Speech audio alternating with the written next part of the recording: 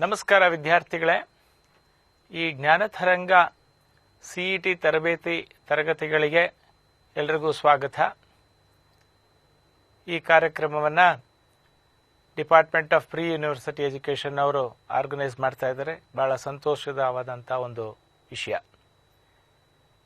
ಈ ಮ್ಯಾಥಮೆಟಿಕ್ಸ್ ಕ್ಲಾಸ್ಗಳಲ್ಲಿ ಪ್ರಥಮವಾಗಿ ನಾವು ಈ ಸೆಟ್ಸ್, ರಿಲೇಷನ್ಸ್ ಆ್ಯಂಡ್ ಫಂಕ್ಷನ್ಸ್ ಅನ್ನೋ ಒಂದು ಚಾಪ್ಟರ್ನ ಇವತ್ತು ಡಿಸ್ಕಸ್ ಮಾಡ್ತಾ ಇದ್ದೀವಿ. ಈ ಸೆಟ್ಸ್, ರಿಲೇಷನ್ಸ್, ಫಂಕ್ಷನ್ಸ್ ಇವು ಮೂರು ಕೂಡ ನೀವು ಫಸ್ಟ್ PUCನಲ್ಲಿ ಒಂದು ಸ್ವಲ್ಪ ಮಟ್ಟಿಗೆ ಓದಿದ್ದೀರಾ. ಹಾಗೆ ಈ ರಿಲೇಷನ್ಸ್ ಮತ್ತು ಫಂಕ್ಷನ್ಸ್ ಅನ್ನೋಂಥ ಒಂದು ಕಾನ್ಸೆಪ್ಟು ಸೆಕೆಂಡ್ ಇಯರ್ನಲ್ಲಿ ಕೂಡ ಇನ್ಕ್ಲೂಡ್ ಆಗಿದೆ. ಈ ಸೆಟ್ಸ್ಗೆ ಸಂಪೂರ್ಣವಾಗಿ ಫಸ್ಟ್ ಇಯರ್ನಲ್ಲಿ ಓದಿರ್ತೀರ. ಈ ರಿಲೇಷನ್ಸು ಫಸ್ಟ್ ಇಯರ್ನಲ್ಲಿ ಒಂದು ಸ್ವಲ್ಪ ಇಂಟ್ರೊಡಕ್ಷನ್ ಕೊಟ್ಟಿರ್ತಾರೆ. ಮತ್ತು ಈ ರಿಲೇಷನ್ ಆನ್ ಎ ಸೆಟ್ ಅನ್ನೋದು ಮತ್ತು ಆ ರಿಲೇಷನ್ಸ್ ಇದಾದಮೇಲೆ ಮತ್ತು ಈ ಫಂಕ್ಷನ್ಸ್ ಬಗ್ಗೆ ಒಂದು ಸ್ವಲ್ಪ ಹೆಚ್ಚು ಒಂದು ಮಾಹಿತಿಯನ್ನು ನೀವು ಸೆಕೆಂಡ್ PUCನಲ್ಲಿ ತಿಳ್ಕೊತೀರ. ಸೊ ಇದು ಬಹಳ ಇಂಪಾರ್ಟೆಂಟ್ ಟಾಪಿಕ್ ಆಗಿರುತ್ತೆ. ಈ ಸೆಟ್ಸ್, ರಿಲೇಷನ್ಸ್, ಫಂಕ್ಷನ್ಸು ಆಧಾರಿತವಾಗಿ ಈ ಕ್ಯಾಲ್ಕುಲಸ್ ಅನ್ನೋ ಸಬ್ಜೆಕ್ಟನ್ನ ಸ್ವಲ್ಪ ಇನ್ನು ಚೆನ್ನಾಗಿ ಕಲಿಯೋದಕ್ಕೆ ಅನುಕೂಲ ಮಾಡಿಕೊಡುತ್ತೆ. ಆದ್ದರಿಂದ ಫಸ್ಟು ಸೆಟ್ಸ್, ರಿಲೇಷನ್ಸ್, ಫಂಕ್ಷನ್ಸ್ ಅನ್ನೋ ಒಂದು ಚಾಪ್ಟರ್ನ ಫಸ್ಟು ಡಿಸ್ಕಸ್ ಮಾಡೋಣ. Like first one is, will go to the first slide. ಈ ಸೆಟ್ಸ್ ಅಂತಂದರೆ it is a already you see on the screen, it's a collection of well defined objects ಅಂತ ಹೇಳ್ತಾರೆ. ಅದಾದಮೇಲೆ ಅದರಲ್ಲಿ ನಿಮಗೆ ಟೈಪ್ಸ್ ಆಫ್ ಸೆಟ್ಸ್ ಎಲ್ಲ ಬರುತ್ತೆ, ರೆಪ್ರೆಸೆಂಟೇಷನ್ ಆಫ್ ಸೆಟ್ಸ್ ಬರುತ್ತೆ, ಟ್ಯಾಬ್ಯುಲರ್ ಮೆಥಡು, ರೋಸ್ಟರ್ ಮೆಥಡು ಇವೆಲ್ಲ ಬರುತ್ತೆ. ಇದಾದ ಮೇಲೆ ನಿಮಗೆ ಎರಡನೇದಾಗಿ ನಲ್ ಸೆಟ್ ಅಂತಂದರೆ ಏನು, ಸಿಂಗಲ್ಟನ್ ಸೆಟ್ ಅಂತಂದ್ರೆ ಏನು, ಮತ್ತು ಫೈನೈಟ್ ಸೆಟ್ ಅಂದ್ರೆ ಏನು, ಇನ್ಫೈನೈಟ್ ಸೆಟ್ಸ್ ಅಂದರೆ ಏನು ಅಂತ ಕಲ್ತ್ಕೋತೀರಾ. ಅದಾದಮೇಲೆ ಫೈನೈಟ್ ಸೆಟ್ ಅಂದ ತಕ್ಷಣ order, number of elements. The number of elements in a set is being denoted by N(A) ಅಂತ, ಕಾರ್ಡಿನಾಲಿಟಿ ಅಂತ ಕೂಡ ಕರೀತಾರೆ. ಈಕ್ವಲ್ ಸೆಟ್ಸ್ ಅಂತ ಮಾತಾಡ್ತೀವಿ. ಈಕ್ವಲ್ ಸೆಟ್ಸ್ ಅಂತಂದರೆ ಸೇಮ್ ಎಲಿಮೆಂಟ್ಸ್ ಇರಬೇಕು ಅಂತ ಏನು ಇಲ್ಲ, ಎರಡರಲ್ಲೂ ಸೇಮ್ ನಂಬರ್ ಆಫ್ ಎಲಿಮೆಂಟ್ಸ್ ಇದ್ದರೆ ಸಾಕು. ನೆಕ್ಸ್ಟು ಈಕ್ವಿವೆಲೆಂಟ್ ಸೆಟ್ಸ್ ಅಂತ ಹೇಳ್ತೀವಿ. ಸೊ ಈ ಈಕ್ವಿವೆಲೆಂಟ್ ಸೆಟ್ಸಲ್ಲಿ ಎರಡು ಸೆಟ್ಟಲ್ಲಿ ಸೇಮ್ ನಂಬರ್ ಆಫ್ ಎಲಿಮೆಂಟ್ಸ್ ಇರಬೇಕು ಅಂತ ಇಲ್ಲ, ಈಕ್ವಲ್ ಸೆಟ್ಸಲ್ಲಿ ಎರಡು ಸೆಟ್ಟಲ್ಲೂ ಸೇಮ್ ಎಲಿಮೆಂಟ್ಸು ಇರಬೇಕು ಅಂತಕ್ಕಂಥದ್ದು ಭಾಳ ಇಂಪಾರ್ಟೆಂಟ್. ನೆಕ್ಸ್ಟ್ ಪ್ರಾಪರ್ ಸಬ್ಸೆಟ್ ಅಂತ ಮಾತಾಡ್ತೀವಿ. ಈಗ set A is a subset of B ಅಂತಂದರೆ, so every element of A is in B. Okay, ಆ ಥರ ಇದ್ದಾಗ A is a subset of B ಅಂತ ಕರಿತೀವಿ. So every subset is a subset of itself ಅಂತಕ್ಕಂಥದ್ದು ಭಾಳ important. Null set is a subset of every set ಅಂತೀವಿ. Universal set is a super set of every set ಅಂತ ಹೇಳ್ತೀವಿ. ಮುಖ್ಯವಾಗಿ power set ಬಗ್ಗೆ ತಿಳ್ಕೋಬೇಕು. ಪವರ್ ಸೆಟ್ ಅಂತಂದರೆ the set of all subsets of a set A, we call it as the power set ಅಂತ ಕರಿತೀವಿ, P of A ಅಂತ. If A is having n elements, then power set will be having 2 to the power of n elements in it. Next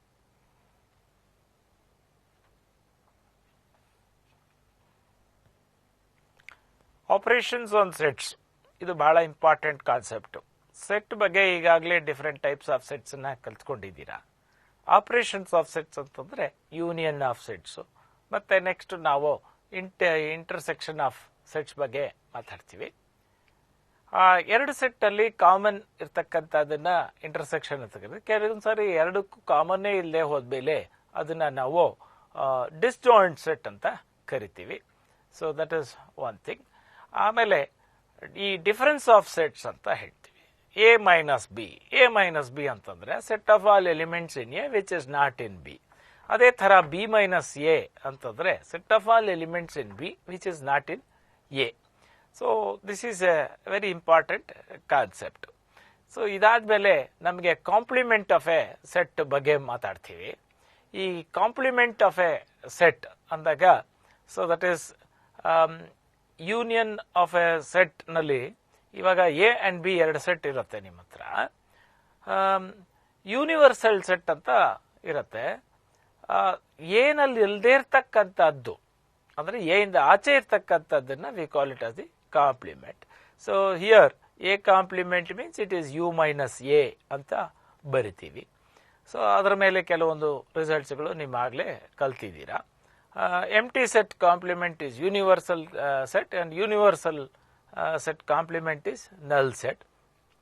ಅದರಲ್ಲಿ ನಿಮಗೆ ಡಿಮಾರ್ಗನ್ಸ್ loss ಅಂತ ಬಹಳ important ಆಗಿ ಬರುತ್ತೆ. ಆ ಡಿಮಾರ್ಗನ್ಸ್ ಲಾಸ್ ಏನಂತಂದ್ರೆ A union B complement is equal to A complement intersection B complement ಅಂತ ಬರುತ್ತೆ. ಅದೇ ತರ A intersection B complement is equal to A complement union B complement ಅಂತ ಬರುತ್ತೆ. ಮುಖ್ಯವಾಗಿ ಈ ಇಂಟರ್ವಲ್ ರೆಪ್ರೆಸೆಂಟೇಷನ್, ಈ ಇಂಟರ್ವಲ್ ರೆಪ್ರೆಸೆಂಟೇಷನ್ ಅನ್ನೋದು ಒಂದು ಸ್ವಲ್ಪ ಈ ಬೋರ್ಡಲ್ಲಿ ಬರಿತೀನಿ, ನೋಡ್ಕೊಳ್ಳಿ. ಬಹಳ ಇಂಪಾರ್ಟೆಂಟ್ ಆಗಿ ನಿಮಗೆ ಈ ತರ ಬರಿತೀವಿ, ಈ ರೆಕ್ಟಾಂಗ್ಯುಲರ್ ಬ್ರಾಕೆಟ್ ಹಾಕ್ಬಿಟ್ಟು ಬರಿತೀವಿ. ಈ ತರ ಬರೆದ್ರೆ ಅರ್ಥ ಏನು ಅಂತಂದ್ರೆ it is the set of all real numbers such that your A is less than or equal to x less than or equal to B. ಇದನ್ನ ನಾವು ಕ್ಲೋಸ್ಡ್ ಇಂಟರ್ವಲ್ ಅಂತ ಕರಿತೀವಿ. ಹೀಗೆ ಈ ರೌಂಡ್ ಬ್ರಾಕೆಟ್ ಬರೆದ್ಬಿಟ್ಟು ಬರೆದ್ರೆ ಇದು set of all x such that A less than x less than B ಅಂತ. So this we call it as the open interval. ಈ ಓಪನ್ ಇಂಟರ್ವಲ್ಗೂ ಕ್ಲೋಸ್ಡ್ ಇಂಟರ್ವಲ್ಗೂ ಏನಪ್ಪಾ ವ್ಯತ್ಯಾಸ ಅಂತಂದ್ರೆ ನಿಮಗೆ ಇಲ್ಲಿ the boundary points A and B include ಆಗ್ಬಿಟ್ಟಿರುತ್ತೆ. ಇಲ್ಲೇನಾಗತ್ತೆ, the boundary points A and B will not be included. ಅದೇ ತರ ಫಾರ್ ಎಕ್ಸಾಂಪಲ್ ಹೀಗೂ ಬರಿಬಹುದು, ಅಥವಾ ಹೀಗೆ ಬರೆದ್ರೆ ಇದೆರಡು ಬರೆದಾಗ ದಿಸ್ ಇಸ್ ಹಾಫ್ ಕ್ಲೋಸ್ಡ್ ಅಂತ, ಅಂದ್ರೆ ಒನ್ ಸೈಡ್ ಇದು ಈ ಕಡೆ ಲೆಫ್ಟ್ ಕ್ಲೋಸ್ಡ್ ರೈಟ್ ಓಪನ್, ಈ ಕಡೆ ಲೆಫ್ಟ್ ಓಪನ್ ರೈಟ್ ಕ್ಲೋಸ್ಡ್ ಆಗಿರುತ್ತೆ. ಸೊ ಇದರಲ್ಲಿ ಏನಾಗುತ್ತೆ ಅಂತಂದ್ರೆ that is the A will be included, ಇಲ್ಲಿ ಬಿ ಇಸ್ ಇನ್ಕ್ಲೂಡೆಡ್, ಇಲ್ಲಿ B will not be included. ಇದಿಷ್ಟನ್ನ ನೀವು ಅರ್ಥ ಮಾಡ್ಕೋಬೇಕು.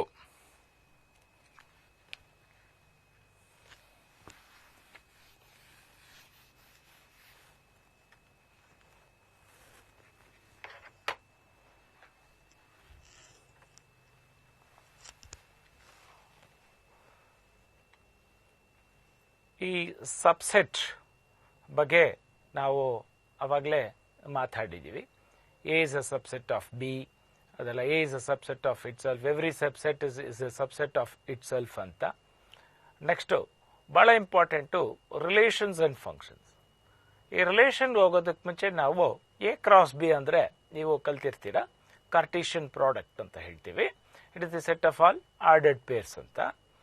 So every relation is a subset of A cross B ಅನ್ನೋದು ಬಹಳ ಇಂಪಾರ್ಟೆಂಟ್ ಆಗಿ ನೀವು ತಿಳ್ಕೋಬೇಕಾಗಿರ್ತಕ್ಕಂಥದ್ದು. ಇದರಲ್ಲಿ ನಿಮಗೆ ಟೋಟಲ್ ನಂಬರ್ ಆಫ್ ರಿಲೇಷನ್ಸ್ ಇದು ಬಹಳ ಇಂಪಾರ್ಟೆಂಟ್.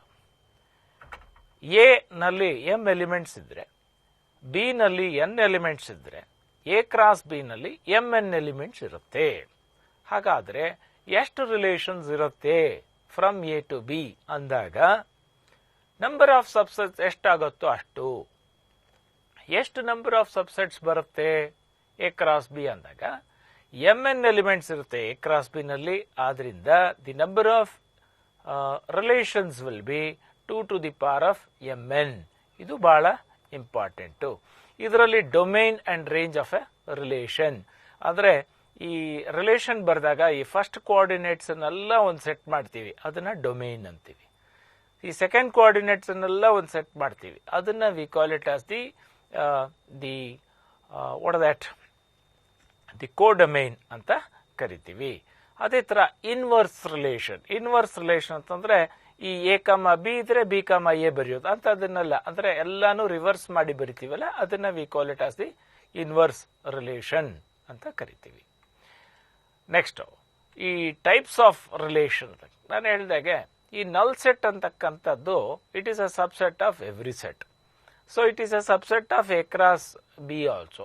ಆದ್ದರಿಂದ this we call it as a null relation, universal relation A cross B ಅಥವಾ ಎ ಕ್ರಾಸ್ ಎ ಇದ್ದಾಗ ನಾವು ಇಲ್ಲಿ ಏನ್ ಹೇಳ್ತೀವಿ, ಈ ರಿಲೇಷನ್ ಆನ್ ಎ ಸೆಟ್ ಅಂತ ಮಾತಾಡಬೇಕು. ಏನಪ್ಪಾ ಇದು ರಿಲೇಷನ್ ಆನ್ ಎ ಸೆಟ್ ಅಂತಂದ್ರೆ A cross B, any subset of A cross B we call it as a relation from A to B ಅಂತ ಕರಿತೀವಿ.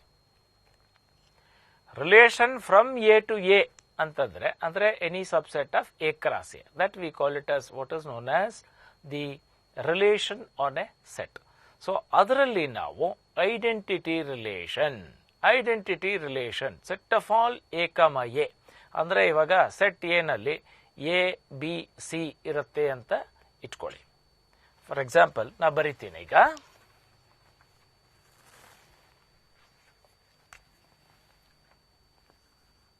A is equal to A B C. ಇವಾಗ if I write this identity relation ನ ಈ ತರ ಬರಿತೀವಿ, I A ಅಂತ ಬರಿತೀವಿ. This will be say A comma A, B comma B, C comma C. ಇದು ಬಿಟ್ಟು ಬೇರೆ ಏನೂ ಇರೋದಿಲ್ಲ. ಸೊ ಇಂಥ ಒಂದು ರಿಲೇಷನ್ ನ we call it as what is known as an identity relation ಅಂತ ಹೇಳ್ತೀವಿ. ಬಹಳಷ್ಟು ಜನ identity relation sir identity relation reflexive ಆಗತ್ತಾ ಇಲ್ವಾ? ರಿಫ್ಲೆಕ್ಸಿವ್ ರಿಲೇಷನ್ ಆಗತ್ತೆ ಖಂಡಿತ. ಆದ್ರೆ ರಿಫ್ಲೆಕ್ಸಿವ್ ರಿಲೇಷನ್ ಐಡೆಂಟಿಟಿ ರಿಲೇಷನ್ ಆಗಿರಬೇಕು ಅಂತ ಏನು ಇಲ್ಲ.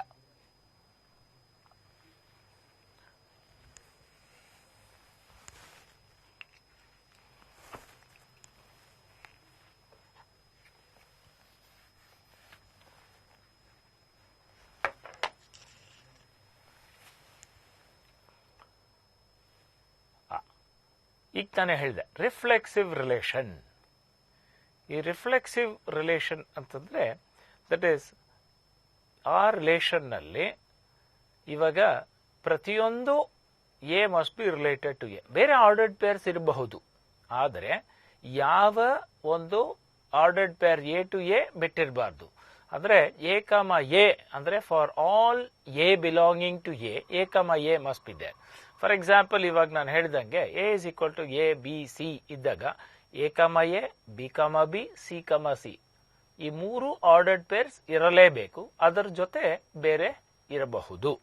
ಆದ್ರೆ A comma A, B comma B ಇದ್ದು ಬೇರೆ ಆರ್ಡರ್ಡ್ ಪೇರ್ಸ್ ಇದ್ದು ಸಿ ಕಮ ಸಿ ಇಲ್ಲ ಅಂತಂದ್ರೆ ಅದು ರಿಫ್ಲೆಕ್ಸಿವ್ ಆಗೋದಿಲ್ಲ.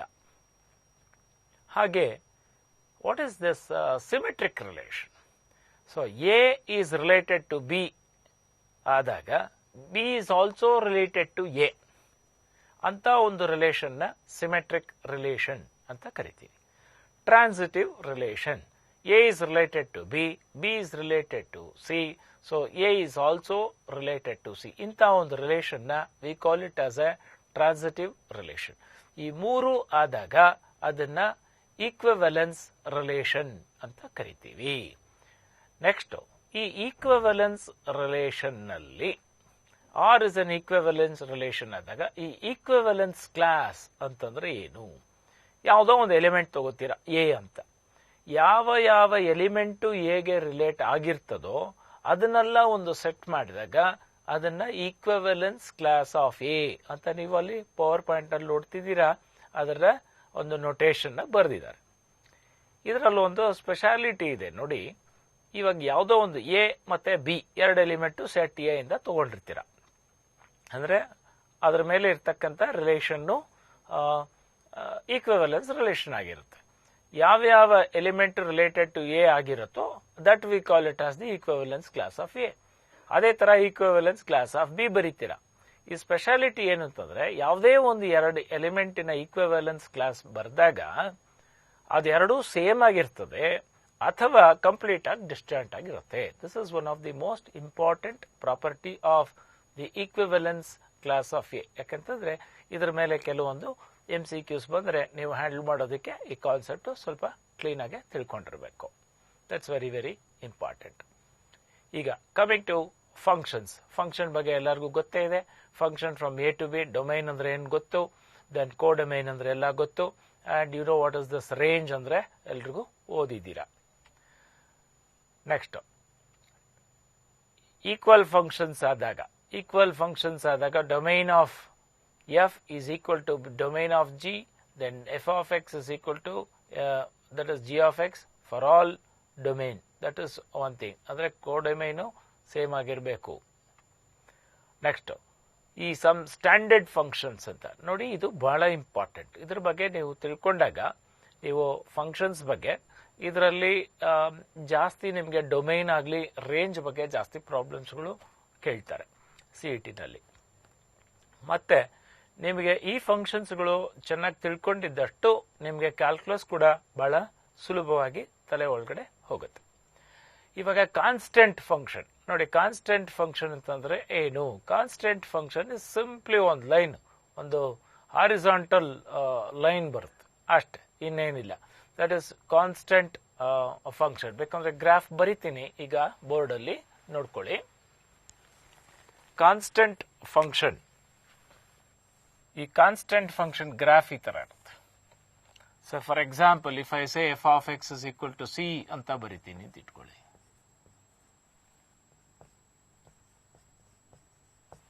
ಇದು ಕಾನ್ಸ್ಟೆಂಟ್ ಅದ. So this is minus infinity to infinity, then the domain is the entire set of real numbers, and of course the range is only this element called c anta. Next ನೀವಾಗಲೇ ಓದಿದ್ದೀರಾ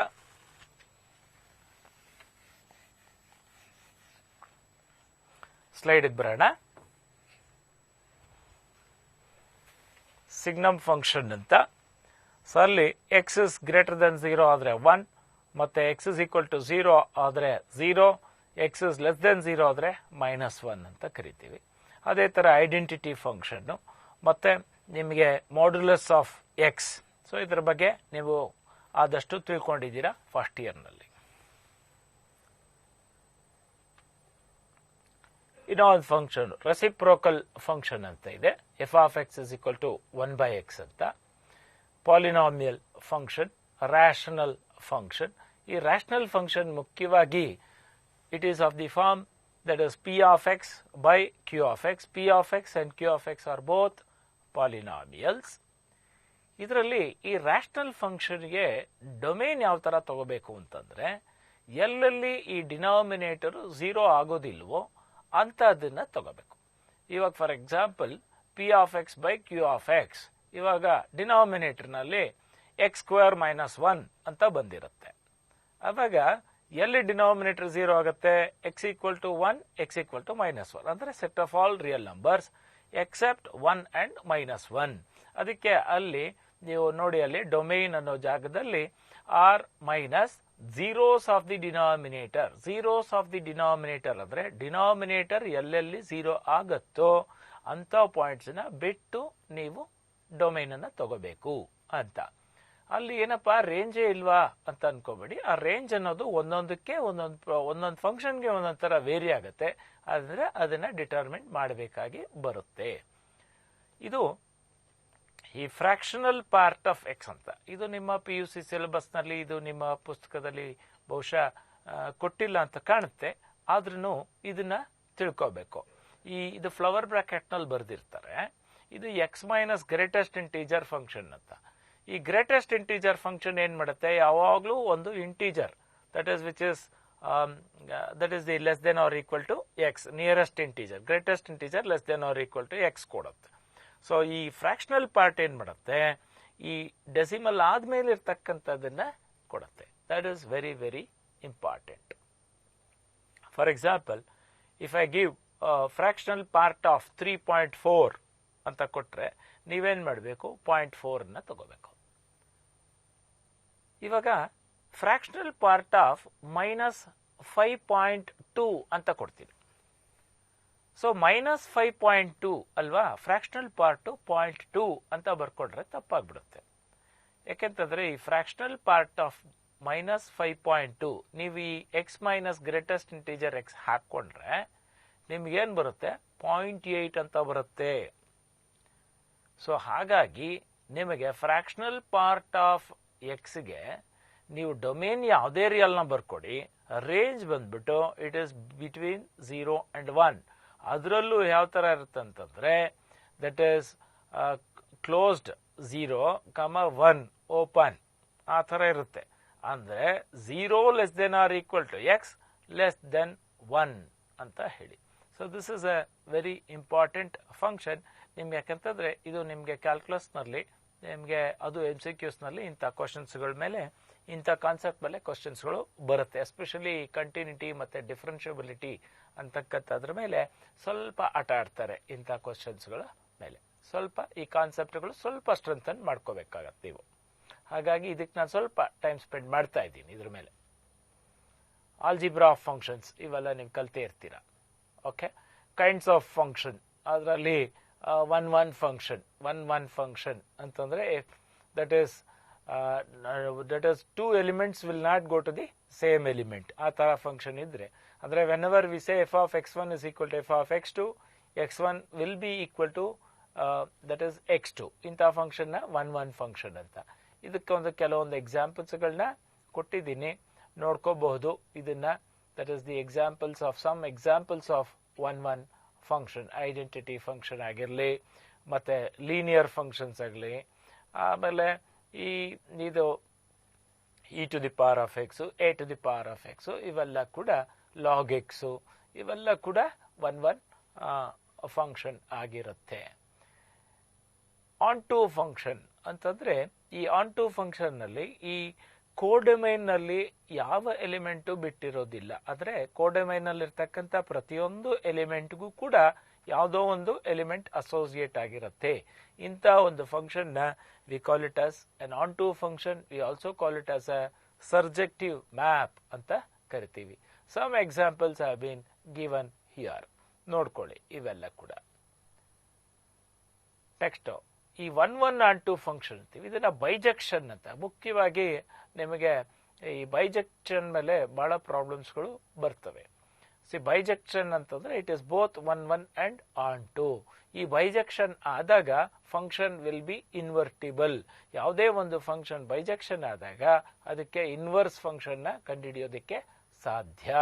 ಇದು ಬಹಳ important. ಬೈಜೆಕ್ಷನ್ ಆಗಿಲ್ಲದೆ ಹೋದರೆ inverse function ಇರೋದೇ ಇಲ್ಲ. ಅದು ಬಹಳ important concept.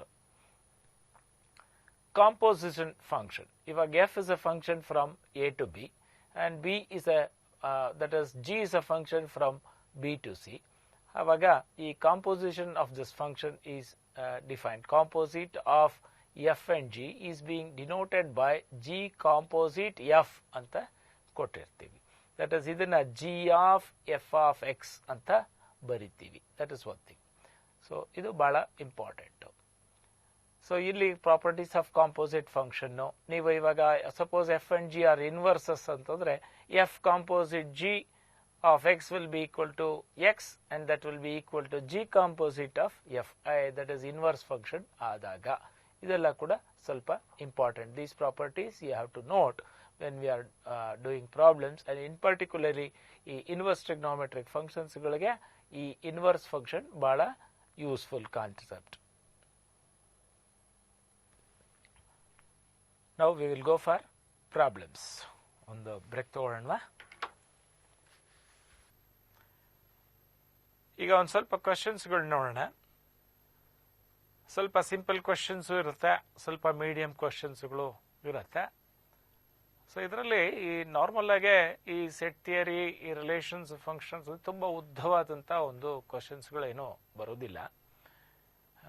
ಎಲ್ರಿಗೂ ಒಂದು ಕಾಮನ್ ಕ್ವಶನ್ ಬರುತ್ತೆ CET ಮಾಡ್ಬೇಕು. ಸರ್ ಈ ಕ್ವಶನ್ಸ್ಗಳೆಲ್ಲ ಹೇಗೆ ಸರ್ ಒಂದೊಂದೇ ನಿಮಿಷದಲ್ಲಿ ಮಾಡೋಕ್ಕಾಗತ್ತೆ ಅಂತ. ಟೈಮ್ ನೋಡ್ಕೊಂಡು ಒಂದೊಂದು ನಿಮಿಷನೂ ಮಾಡೋದಕ್ಕೆ ಸಾಧ್ಯ ಇಲ್ಲ. ಏನಾಗತ್ತೆ ಅಂತಂದ್ರೆ ಇದಕ್ಕೆ ನಾವು ಈ ಟೈಮ್ ಮ್ಯಾನೇಜ್ಮೆಂಟ್ ಅಂತ ಹೇಳ್ತಾರೆ. 60 ನಿಮಿಷ 60 ಕ್ವಶನ್ನು, ಒಂದೊಂದು ಕ್ವಶನ್ನು ಒಂದೊಂದು ನಿಮಿಷದಲ್ಲೇ ಮಾಡಬೇಕು ಅಂತಂದ್ರೆ ಅದು ಟೈಮ್ ನೋಡ್ಕೊಂಡು ಮಾಡೋ ಅಂತ ಕೆಲಸ ಇಲ್ಲ. ಅದರಿಂದ ನಾವು ಕ್ವಶನ್ ಪೇಪರ್ ಕೊಟ್ಟಾಗ ನಮ್ಮ ಕ್ವಶನಲ್ಲಿ 60 ಸುಮಾರು ಒಂದು 10-15 ಕ್ವಶನ್ ಮೇಲೆ ಬೇಗ ಒಂದು 5-6 ಸೆಕೆಂಡು ಅಥವಾ ಬೇಗ ಮುಗಿಸೋವಂಥ ಕ್ವಶನ್ಸ್ಗಳು ಇರುತ್ತೆ. ಅವನ್ನೆಲ್ಲ ಫಸ್ಟ್ ಮಾಡ್ಕೊಳ್ತಾ ಹೋಗಬೇಕು. ಆಮೇಲೆ ಸ್ವಲ್ಪ ಇನ್ನು ಜಾಸ್ತಿ ಟೈಮ್ ತಗೊಳ್ಳೋವಂಥದ್ದು. ಕೊನೆಯಲ್ಲಿ ನಾವು ಒಂದೊಂದು ಕ್ವಶನ್ಗೆ ಕೆಲವೊಂದು ಸಾರಿ 3 ನಿಮಿಷ 4 ನಿಮಿಷ ಮೇಲೂ ಆಗ್ಬೋದು ಅಂತ ಕ್ವಶನ್ಸ್ಗಳು. ಆದರೆ ಇಲ್ಲಿ ಏನೇನು ನಾವು ಉಳಿತಾಯ ಮಾಡ್ಕೊಂಡಿರ್ತೀವಿ ಸಮಯನ, ಅಲ್ಲಿ ನಾವು ಉಪಯೋಗಿಸ್ಕೋತೀವಿ. ಹಾಗಾಗಿ ಇಲ್ಲಿ ಕೆಲವರಿಗೆ CET ಅಂದಾಗ ಏನಪ್ಪ ಶಾರ್ಟ್ಕಟ್ ಇದೆಯಾ ಅಂತ ಕೇಳ್ತಾರೆ. ಈ ಶಾರ್ಟ್ಕಟ್ ಅಂತಂದರೆ ನಾವು ಬರೆಯೋ ಕೆಲಸ ಒಂದು ಸ್ವಲ್ಪ ಕಡಿಮೆ ಮಾಡಿಕೊಂಡು ಪ್ರತಿಯೊಂದು ಪ್ರಾಬ್ಲಮ್ಗೂ ಒಂಥರ ನಮ್ಮದೇ ಆದಂಥ ಒಂದು ರೀತಿನಲ್ಲಿ ಅರ್ಥ ಮಾಡಿಕೊಂಡು ಶಾರ್ಟ್ಕಟ್ನಲ್ಲಿ ಮಾಡ್ಕೋಬೇಕು. ನೀವು PUC ಎಕ್ಸಾಮ್ನಲ್ಲಿ ಬರಿಬೇಕಾದ್ರೆ ಪ್ರತಿಯೊಂದು ಸ್ಟೆಪ್ಪು ಬರ್ಕೊಂಡು ಹೋಗ್ತೀವಿ. ಆದ್ದರಿಂದ ನಮಗೆ ಸ್ವಲ್ಪ ಟೈಮ್ ಜಾಸ್ತಿ ಹಿಡ್ಸತ್ತೆ. ಅದೇ ಮೆಥಡ್ನ ನಾವು ಇಟ್ಕೊಂಡು ಇಲ್ಲಿ ವರ್ಕ್ ಮಾಡೋಕ್ಕೆ ಹೋದರೆ ನಮಗೇನಾಗತ್ತೆ, 1 ಗಂಟೆ ಪೇಪರ್ನ ನಾವು 4 ಗಂಟೆ ಆದರೂ ಮುಗ್ದಿರೋದಿಲ್ಲ. ಈ ಥರ ಆಗತ್ತೆ. ಅದರಿಂದ ಸ್ವಲ್ಪ ಫಾಸ್ಟಾಗೆ ನಾವು ಬರೆಯೋದು ನಮ್ಗೆ ಅರ್ಥ ಆಗಬೇಕು, ಆನ್ಸರ್ ಸಿಗಬೇಕು, ಅಷ್ಟೇ ಭಾಳ ಇಂಪಾರ್ಟೆಂಟಾಗಿ ಅಷ್ಟನ್ನು ಯೋಚನೆ ಮಾಡಬೇಕು. ಇವಾಗ ಫಸ್ಟ್ ಕ್ವಶನ್ ಏನು ಕೊಟ್ಟಿದ್ದಾರೆ, ಎ ಇಂಟರ್ಸೆಕ್ಷನ್ ಬಿ ಕಾಂಪ್ಲಿಮೆಂಟ್ ಅಂತ. ಹೌದು, ಇದನ್ನ ನಾವು ಡಿ ಮಾರ್ಗನ್ಸು ಇದೆಲ್ಲ ಹಾಕೋ ಬದಲು ಅರ್ಥ ಮಾಡ್ಕೋಬೇಕಾಗಿರೋದು ಇಷ್ಟೇ. ಇವಾಗ ಯೂನಿವರ್ಸಲ್ ಸೆಟ್ ಇದೆ, ಇಲ್ಲಿ ಎ ಇಲ್ಲಿ ಬಿ, ಇದು ಎ ಇಂಟರ್ಸೆಕ್ಷನ್ ಬಿ ಇದೆ. ಸೊ ಎ ಇಂದ ಆಚೆ, ಎ ಇಂಟರ್ಸೆಕ್ಷನ್ ಬಿ ಇಂದ ಆಚೆ ಇದೆಲ್ಲ ಬರುತ್ತೆ. ಅದಕ್ಕೂ ಎಗೂ ಕಾಮನ್ ಏನಿರುತ್ತೆ ಅಂತಂದ್ರೆ ಈ ಸೆಟ್ ಬರುತ್ತೆ.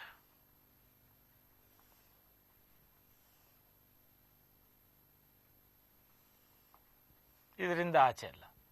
ಸೊ ಅಲ್ಲಿ ಕೊಟ್ಟಿರ್ತಕ್ಕಂಥ ಆಪ್ಷನ್ಸ್ ಯಾವುದು ಇಲ್ಲ, ಯಾವುದು ಏನು ಇಲ್ಲ, ಬಿನೂ ಇಲ್ಲ, ನಲ್ ಸೆಟ್ಟು ಇಲ್ಲ. ಅದರಿಂದ the answer is none of these ಅಂತ ಆಗತ್ತೆ. Will go to the next question.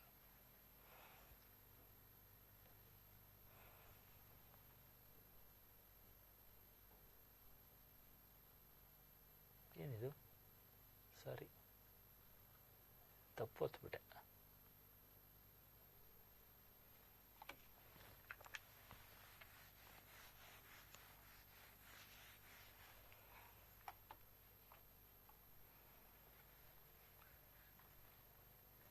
A is any set, then A union A dash is a null set. ಅದು ಕರೆಕ್ಟ್ ಇಲ್ಲ. ಅದರಿಂದ ನೀವು ಆನ್ಸರ್ 2ನ ಸ್ವಲ್ಪ ಯೋಚನೆ ಮಾಡಿ. A union A complement is U, ಇದು ಡೈರೆಕ್ಟ್ ನಮಗೆ ಕೊಟ್ಟಿರ್ತಕ್ಕಂಥ ಥಿಯರಿಟಿಕಲ್ ಕ್ವಶನ್, ಡೈರೆಕ್ಟ್ ಕ್ವಶನ್. ಅದರಿಂದ the answer is the second option. We'll go to the next question.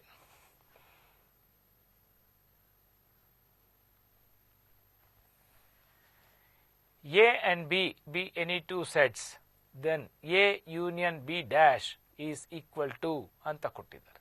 ಇದು straight away concept based question, De Morgan's laws. The answer is 2, direct.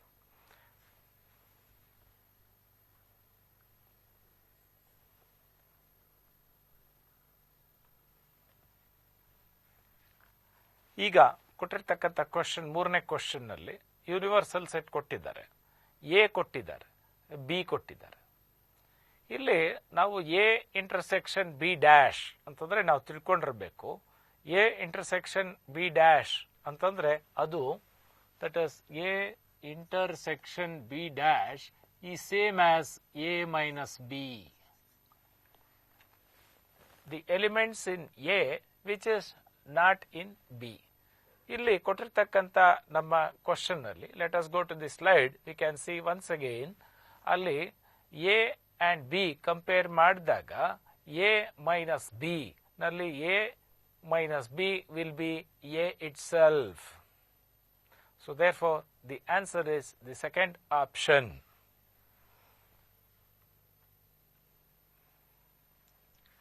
Next question. A and B be two sets, then the U is in the universal set. Once again I repeat this question. ಸ್ವಲ್ಪ ಕಣ್ಣು ಕಾಣಲ್ಲ ಅದಕ್ಕೆ. A and B be two sets in the universal set A minus B equal to ಅಂತ ಕೊಟ್ಟಿದ್ದಾರೆ. ಈಗ ತಾನು ಹೇಳಿದೆ A minus B is same as A intersection B complement. So the answer is the first option.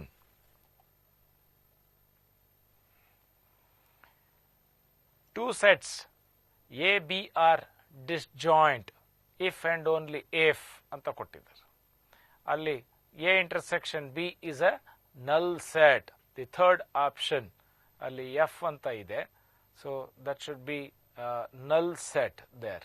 A intersection B will be a null set.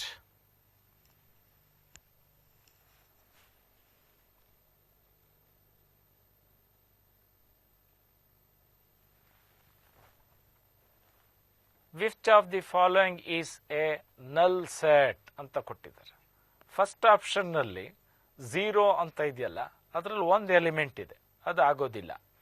Next x greater than 0 or x less than 0 ಅಂತ ಇದ್ರೆ ಅಲ್ಲೂ ಕೂಡ it is not a null set. Third option ಅಲ್ಲೂ ಆಗಲ್ಲ. Fourth option ಅಲ್ಲಿ ನೋಡಿ, x square plus 1 is equal to 0, x belongs to R, there is no real number such that x square plus 1 will be equal to 0. ಆದ್ದರಿಂದ your fourth option is the null set.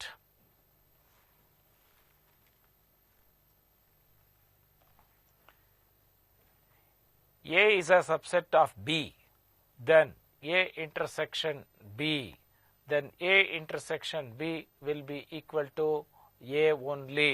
So that is, it is the first option. ತಪ್ಪಾಗಿದೆಯಪ್ಪ, ಒಂದೇ ಒಂದು ನಿಮಿಷ.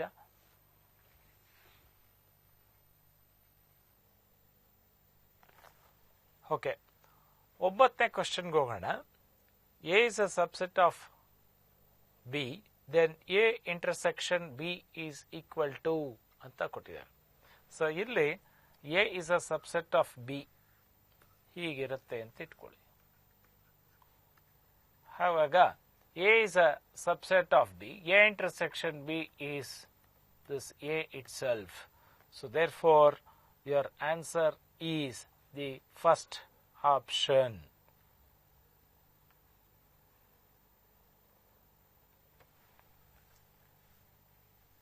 ಹತ್ತನೇ question ತಗೊಳ್ಳೋಣ. A and B are any two sets, then A union A intersection B is equal to A union A intersection B. ಈಗ A intersection B ಇದಾಗಿರುತ್ತೆ. ಈಗ A union A ಇದು, A union of A intersection B is again A itself. So the option is, the first option is correct ಆಗಿರುತ್ತೆ.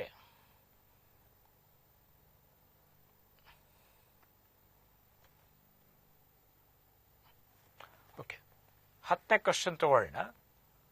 A and B are any two sets, A union A intersection B is equal to. ಇವಾಗ A B ಎರಡು set ತಗೊಂಡಿದ್ದೀವಿ. ಇದು A intersection B ಆಗಿರುತ್ತೆ. ಇದಿಷ್ಟು A union A intersection B will be equal to A. So therefore the first option is correct.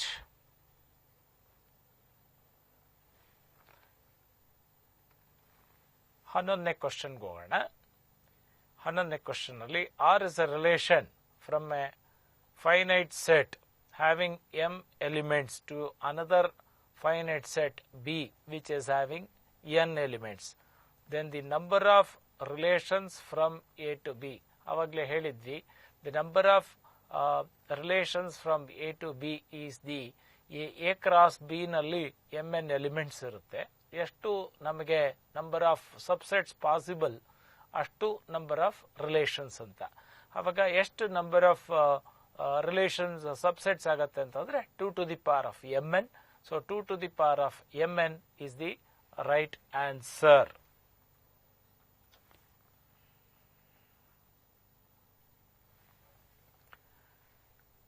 ಈಗ 12ನೇ question ತಗೊಳ್ಳೋಣ. Set A 1 2 3 4 5 ಅಂತ. Relation R is defined by R is set of all x, y, x, y belongs to a, x is less than y ಅಂತ. ಇವಾಗ reflexive, no number can be less than itself, so reflexive ಆಗೋದಿಲ್ಲ. X is less than y ಆದರೆ y is also less than x ಅಂತ ಹೇಳಕ್ಕಾಗೋದೇ ಇಲ್ಲ. So ಹಾಗಾಗಿ x is less than y and y is less than z ಆದಾಗ x is less than z ಆಗುತ್ತೆ. ಆದ್ರಿಂದ transitive is the correct answer.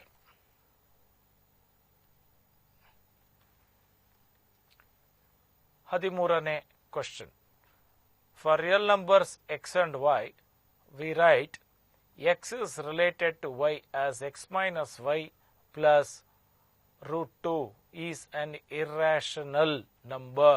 Then the relation R is ಅಂದಾಗ x minus y plus root 2 is x related to x ಅಂತ ನೋಡಿದಾಗ y ಬದಲು x ಹಾಕ್ಕೊಳ್ಳಿ. ಅವಾಗ ನಿಮ್ಗೇನಾಗತ್ತೆ, x minus x plus root 2 ಅಂತ ಬರುತ್ತೆ. X minus x plus root 2 ಅಂತಂದ್ರೆ root 2. So that means for every x, x minus x plus root 2 is irrational. So ಆದ್ರಿಂದ ನಿಮಗೆ ಅದು ರಿಫ್ಲೆಕ್ಸಿವ್ ಆಗಿರುತ್ತೆ.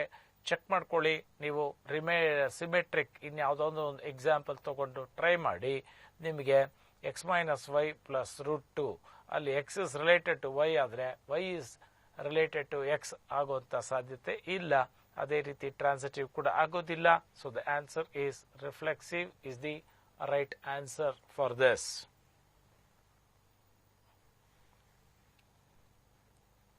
14ನೇ ಕ್ವಶನ್. ಎಕ್ಸ್ ನಲ್ಲಿ 1, 2, 3, 4, ವೈ ನಲ್ಲಿ 1, 3, 5, 7, 9. Which of the following is relations from x to y? ಇಲ್ಲಿ first ನೀವು ಎರಡನೇ ಆಪ್ಷನ್ಗೆ ಬರೋಣ. ಅಲ್ಲಿ R2 ನಲ್ಲಿ 5, ಅಂತ ಕೊಟ್ಬಿಟ್ಟಿದ್ದಾರೆ. ಈ 5, ಅಂತಂದ್ರೆ 5 does not belong to your x set, ಅದರಿಂದ R2 ರಿಲೇಷನ್ ಅಲ್ಲ.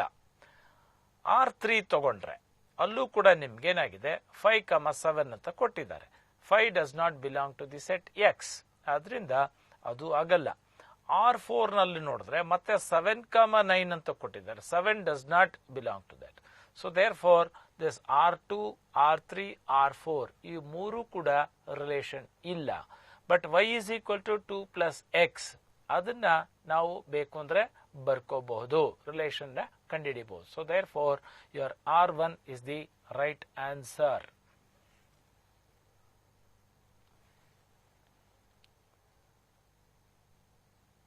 ಲೆಟ್ 15ನೇ question.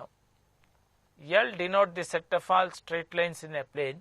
Let a relation R be defined by alpha is related to B if and only if alpha is perpendicular to B, alpha beta belong to that is L ಅಂತ ಕೊಟ್ಟಿದ್ದಾರೆ. ಇಲ್ಲಿ R is, ಇದರಲ್ಲಿ ನಾವು ಈ relations ನಲ್ಲಿ ಪರ್ಪೆಂಡಿಕ್ಯುಲಾರಿಟಿ ಬಗ್ಗೆ ಮಾತಾಡ್ತಾ ಇದ್ದೀವಿ. No line can be perpendicular to itself, ಆದ್ರಿಂದ ರಿಫ್ಲೆಕ್ಸಿವ್ ಆಗೋದಿಲ್ಲ.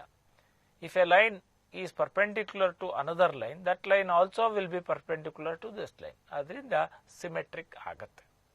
ಇವಾಗ ಒಂದು ಲೈನ್ ಪರ್ಪೆಂಡಿಕ್ಯುಲರ್ ಆಗಿ ಇನ್ನೊಂದು ಲೈನ್ ಇದ್ದು ಆ ಲೈನ್ ಇನ್ನೊಂದು ಲೈನ್ಗೆ ಪರ್ಪೆಂಡಿಕ್ಯುಲರ್ ಆಗಿದೆ, first line third line parallel ಆಗ್ಬಿಡುತ್ತೆ. ಅದರಿಂದ ಅದು ಟ್ರಾನ್ಸಿಟಿವ್ ಆಗೋದಕ್ಕೆ ಸಾಧ್ಯ ಇಲ್ಲ.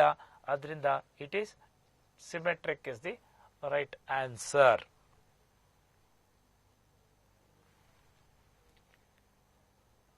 Or be a relation defined in the set of real numbers. A is related to B if and only if 1 plus AB is greater than 0. ಇವಾಗ A is related to B ಮತ್ತೆ 1 plus AB is greater than 0 ಅಂದಾಗ is B related to A? Yes ಆಗಿರುತ್ತೆ. ಅದೇ ನೀವು check ಮಾಡ್ಕೋಬಹುದು ಕೆಲವೊಂದು examples ಕೊಟ್ಟು, ಅದು ರಿಫ್ಲೆಕ್ಸಿವ್ ಆಗಲ್ಲ. ಓಕೆ, ಅದರಿಂದ ಅದು ಟ್ರಾನ್ಸಿಟಿವ್ ಆಗಲ್ಲ, ಈಕ್ವಿವೆಲೆನ್ಸ್ ರಿಲೇಷನ್ ಆಗಲ್ಲ. ಇಟ್ ಈಸ್ ಸಿಮೆಟ್ರಿಕ್ ಅನ್ನೋದಂತೂ ಸತ್ಯ. ಅದರಿಂದ the third answer is right.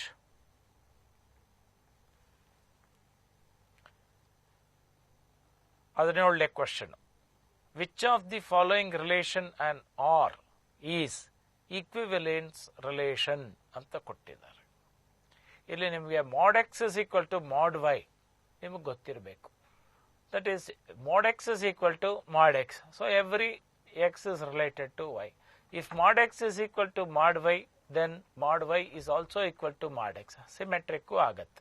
Mod x is equal to mod y equal to mod z. Therefore mod x is equal to mod z. So reflexive, symmetric and transitive ಮೂರು ಆಗಿರುತ್ತೆ. ಆದ್ರಿಂದ ಇದು this is an equivalence relation. So first option, ಬೇರೆ ಆಪ್ಷನ್ಗಳು ನೋಡುವಂತ necessity ಇಲ್ಲ.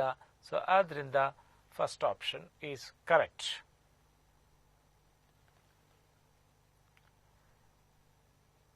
ಇದು ಕೂಡ ಒಂದು ಸ್ವಲ್ಪ ಫೆಮಿಲಿಯರ್ ಪ್ರಾಬ್ಲಮ್. ನಿಮ್ಮ NCERT ಬುಕ್ ಅಲ್ಲಿ ಕೂಡ ಇರುತ್ತೆ. 2 points P and Q in a plane are related if OP is equal to OQ, where that is O is a fixed point.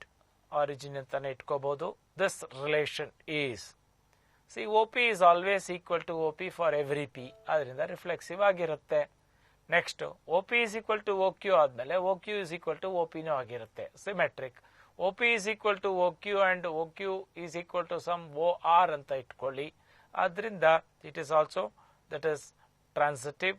So therefore it is an equivalence relation. We shall go to the next question. 19ನೇ question.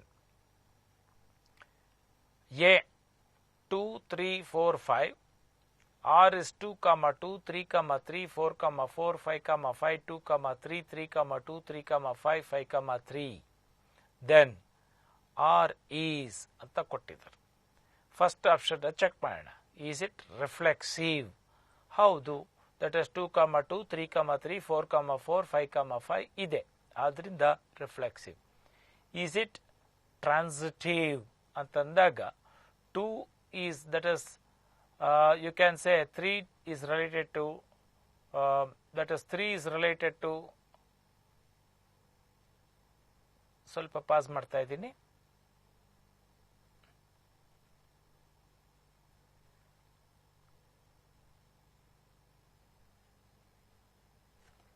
ಈ 19ನೇ question ನಲ್ಲಿ reflexive ಆಗತ್ತೆ ಅಂದಾಗ reflexive ಆಗತ್ತೆ.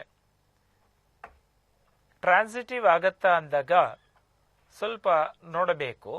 ಅಲ್ಲಿ 2 3 ಇದೆ, 3 5 ಇದೆ, ಆದರೆ 2 5 ಅಲ್ಲಿ ರಿಲೇಟ್ ಆಗಿಲ್ಲ. ಆದ್ರಿಂದ it is not transitive. Reflexive and symmetric ಆಗತ್ತಾ ಅಂದಾಗ ನಾವು ಆರ್ ಇನ್ವರ್ಸ್ ನ ಬರೆದು ನೋಡ್ಬೇಕು. ಆರ್ ಇನ್ವರ್ಸ್ ಬರೆಯೋದು ಅಂತಂದ್ರೆ ಎಲ್ಲ ಆರ್ಡರ್ಡ್ ಪೇರ್ಸ್ ಅನ್ನು ಇಂಟರ್ಚೇಂಜ್ ಸ್ವಾಪ್ ಮಾಡಿ ಬರೆಯುವಂತಹದ್ದು. ಸೊ ಅದನ್ನ ಮಾಡಿದಾಗ R inverse is equal to R ಬರುತ್ತೆ. ಅವಾಗ ಇಟ್ ಈಸ್ ಸಿಮೆಟ್ರಿಕ್. ಸೊ ನೀವು ಚೆಕ್ ಮಾಡಿ ನೋಡಬಹುದು. That is, it is R inverse is same as R, therefore it is symmetric. ಅದರಿಂದ reflexive and symmetric is the right answer.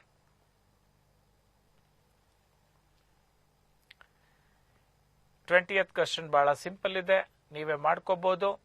That is A 2 3, B is having, that is 1 and 2, A cross B. It is the answer 1.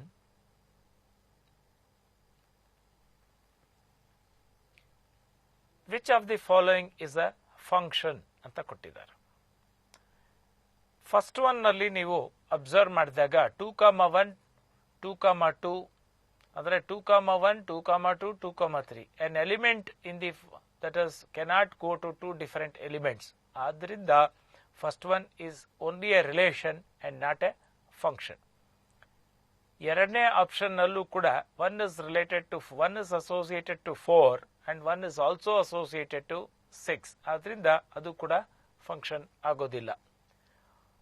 ಮೂರನೇದು, ಇಲ್ಲೂ ಕೂಡ one is associated to 2 and one is also associated to 4. ಆದ್ರಿಂದ an element cannot go to two different elements. ಆದ್ರಿಂದ ಅದು ಕೂಡ function ಆಗೋದಿಲ್ಲ. Fourth one ನೋಡಿದಾಗ, that is 1 is associated to 2. So 1 ಇನ್ಯಾವುದಕ್ಕೂ ಅಸೋಸಿಯೇಷನ್ ಇಲ್ಲ. 2 is associated to 2. 2 ಇನ್ಯಾವುದಕ್ಕೂ association ಇಲ್ಲ. ಸೊ ಆದ್ರಿಂದ ಅದೇ ತರ ಯಾವುದೇ ಒಂದು ಎಲಿಮೆಂಟ್ ಅನ್ನ ಇನ್ನೊಂದು ಎರಡೆರಡು ಎಲಿಮೆಂಟ್ಗೆ ಹೋಗ್ತಾ ಇಲ್ಲ. ಆದ್ರಿಂದ the fourth one is the right answer.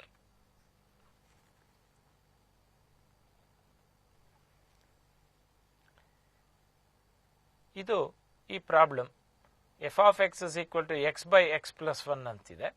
f of a by b by f of b by a. ಇದರ ಒಂಚೂರು ಬೋರ್ಡಲ್ಲಿ ವರ್ಕ್ ಮಾಡಿದ್ರೆ ಒಳ್ಳೆಯದು.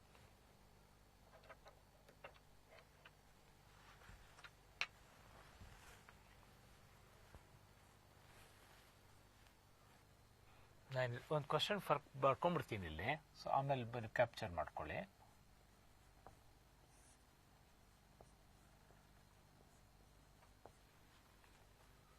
f of x is equal to x by x plus 1 ಅಂತ ಕೊಟ್ಟಿದ್ದಾರೆ. f of a by b by f of b by a ಕಂಡುಹಿಡಿಬೇಕು. ಈಗ f of a by b ಅಂದಾಗ this will become a by b by a by b plus 1. So ಇದನ್ನ simplify ಮಾಡಿದಾಗ that will become a by a plus b ಆಗಿರುತ್ತೆ. ಇವಾಗ f of b by a ಅಂದಾಗ so this will become b by a by b by a plus 1. So ಇದು ಕೂಡ ಏನಾಗುತ್ತೆ, this is simplify ಮಾಡಿದಾಗ that is b by a plus b ಅಂತ ಬರುತ್ತೆ. ಈಗ ನಮಗೆ f of a by b by f of b by a. So f of a by b by f of b by a ಅಂದರೆ a by a plus b by b by a plus b. So your answer become equal to that is a by b.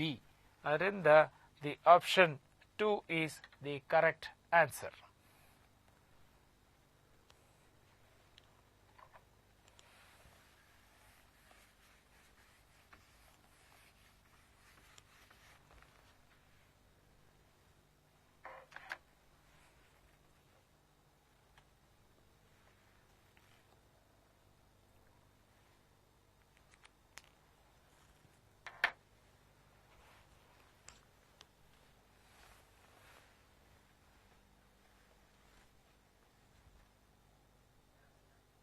ಇಲ್ಲಿ 23ನೇ ಪ್ರಾಬ್ಲಮ್ನಲ್ಲಿ the domain of the function, normal ಆಗಿ ಈ domain range ಬಗ್ಗೆ ಒಂದು ಸ್ವಲ್ಪ ಪ್ರಾಬ್ಲಮ್ಸ್ಗಳು ಕೇಳ್ತಾರೆ. ಇಲ್ಲಿ log of root of 3 minus x by 2 ಅಂತ ಕೊಟ್ಟಿದ್ದಾರೆ. ಅಲ್ಲಿ ನಮಗೆ root of 3 minus x by 2 ಅಂದಾಗ we want that 3 minus x by 2 should always be that is positive. So 3 minus x by 2 must be positive. ಆದ್ರಿಂದ ನಾವೇನು ಹೇಳ್ತೀವಿ, that is 3 must be greater than x ಆಗುತ್ತೆ. So 3 is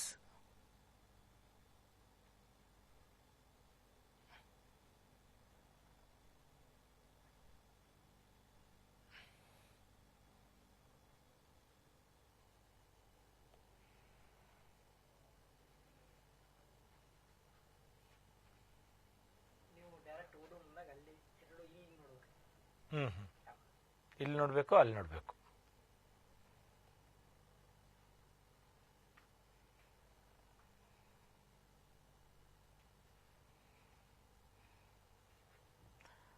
The domain of the function log of root of 3 minus x by 2 is ಅಂತ.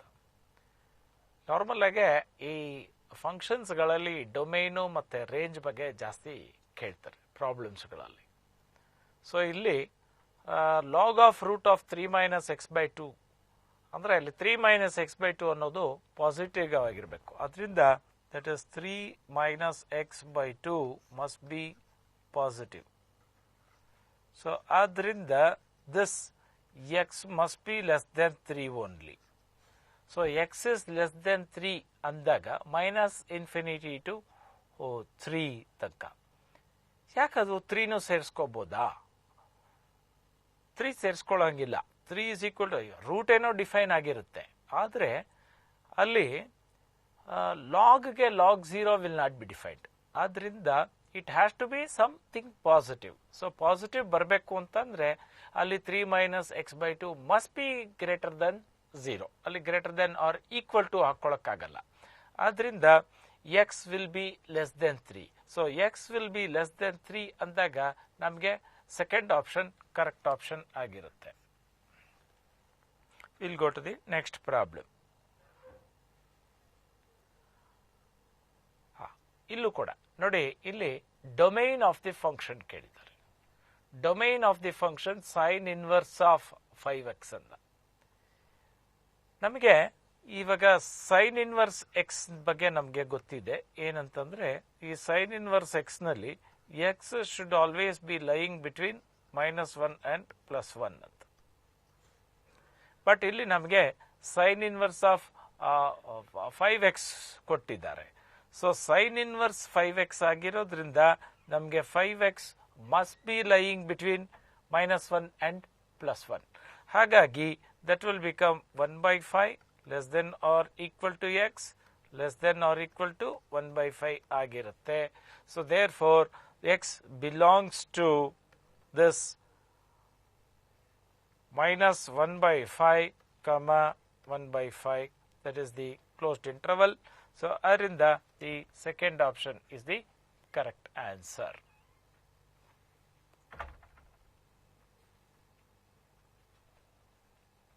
25th problem. Domain and codomain are equal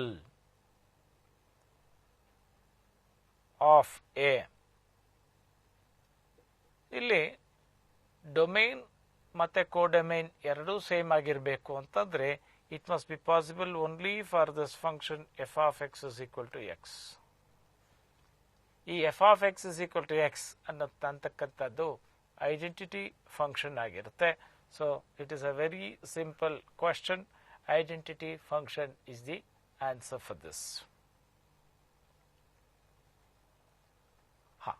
ನೋಡಿ, ಇವೆಲ್ಲ ಬಹಳ simple. ನಾನು ಅವಾಗಲೇ ಹೇಳಿದಾಗೆ ಕೆಲವೊಂದು ಕ್ವಶನ್ಸ್ಗಳಲ್ಲಿ ತುಂಬ ಟೈಮನ್ನು ಸೇವ್ ಮಾಡಬಹುದು ಅಂತ ಕ್ವಶನ್ಸ್ಗಳೆಲ್ಲ ಇವುಗಳೇ.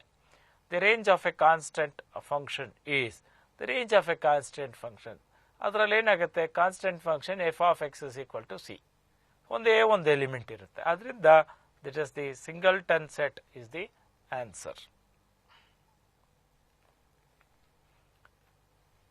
I think 27th question is also a similar question. The number of elements in the range of a constant function. It's a singleton set. So therefore, that is the answer is 1. There will be only one element in this.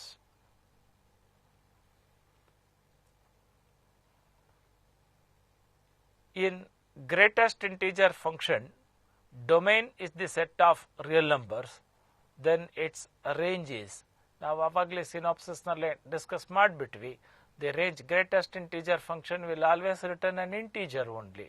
So therefore the range will always be the set of integers. That is the fourth one is the answer.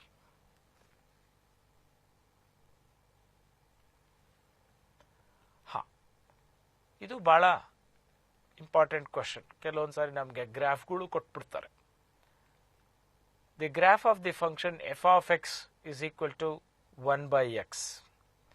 So ನೀವು f of x is equal to 1/x ಗ್ರಾಫನ್ನು ನೀವು ನೋಡಿರ್ತೀರಾ. That is y is equal to 1/x. ಇಲ್ಲಿ 1/x and of course ಇಲ್ಲಿ x not equal to 0 ಬಹಳ important ಆಗಿ ಅದು. This is the fourth one. This represents the rectangular hyperbola anta kuda heltivi. Later on you will also learn what is a hyperbola in conic sections nalli nimge heltare. Adrallu rectangular hyperbola, this actually represents the curve, what we call it as xy is equal to c square anta baritivi. This is a very important question. ಇದು out of curiosity ನೋಡಬೇಕು ಅಂತಂದ್ರೆ ಇದು ನಿಮಗೆ ಗೊತ್ತೇ ಇದೆ. This is the log x graph ಆಗಿರ್ತದೆ. ಇದು signum function graph ಆಗಿರ್ತದೆ.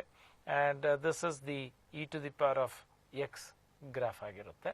ಇದೆಲ್ಲ ಒಂದು ಸ್ವಲ್ಪ ಕಲ್ತ್ಕೋಬೇಕು. Know some of the graphs you should be always familiar with. So this fourth question, this 29th question, the answer is fourth one. This is the graph for the reciprocal function f of x is equal to 1/x.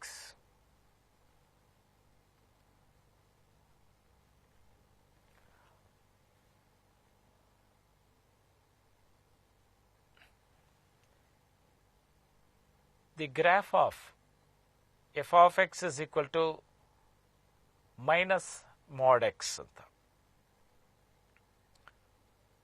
ಇದು you must be knowing the graph of mod x. Mod x graph ಬಂದು ಈ ತರ ಇರುತ್ತೆ. It is a V shaped. ಇದು minus mod x ಅಂದಾಗ it will be reflected down. So that means ಇದರದ image ಈ ತರ ಬಂದ್ಬಿಡುತ್ತೆ. This is the graph of minus mod x. ಅದರಿಂದ minus mod x ಇದರ graph ಬಂದು that is the fourth option. These type of graphs you should be familiar with. 31st question. ಇದು ಬಹಳ simple ಆದಂತ ಒಂದು ಕ್ವೆಶ್ಚನ್. ನೋಡಬೇಕಿದು. ಇದು sin square x to the power of 4 plus cos square x to the power of 4 ಅಂತ ಕೊಟ್ಟಿದ್ದಾರೆ. x ಏನೇ value ಆಗಿರಲಿ, you must be knowing this sin square theta plus cos square theta is always equal to 1. ಆದ್ರಿಂದ something like sin square of something plus cos square of something is always equal to 1. So f of x is always equal to 1. So f of x is always equal to 1 ಅಂದಾಗ the range of this becomes just this 1. So adrinda, so the answer is 2 for this. Let us go to the next question.